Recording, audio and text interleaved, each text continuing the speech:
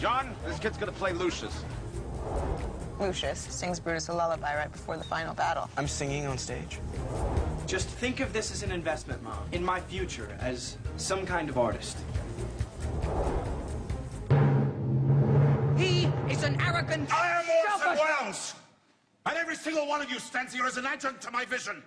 You don't like the way I work here? There's the door. Yeah, it's true. Well, I'm from New York. I live in New York, so it's very funny to find myself to travel, you know, such a great distance in order to recreate it there. But we shot in the Gaiety Theater there, which is still in operation, and we took over for a little while, but it's really very beautiful. And I just learned recently that apparently it's haunted, and I'm really glad I didn't know that during the filming, because I'm easily spooked. I mean, in some ways, she's very eager and driven, and there's something kind of coarse about that. But she's also very honest and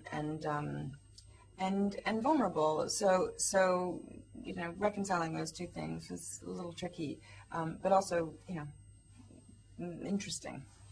Dude was a genius, but I didn't have much of an understanding of who he was as a younger person, and I didn't know that he had been so impressive in both radio and theater as well. Yeah, we had a press day in Washington D.C.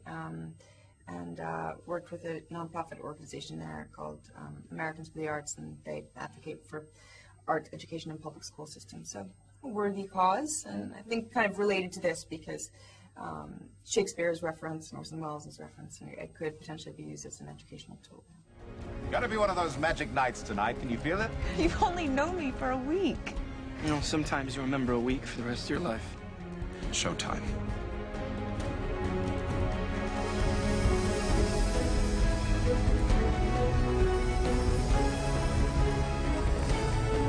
You'll call my mother, you'll tell her that I'm an important part of the show, and that it's necessary that I miss some school. Of course.